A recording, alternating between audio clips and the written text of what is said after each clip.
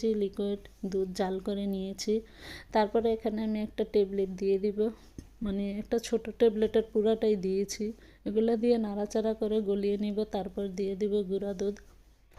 এখানে আমি খিসাটা বানাবো, কোনো কালার করব না, সাদাই রাখবো খিসাটা যেহেতু ট্যাবলেটের।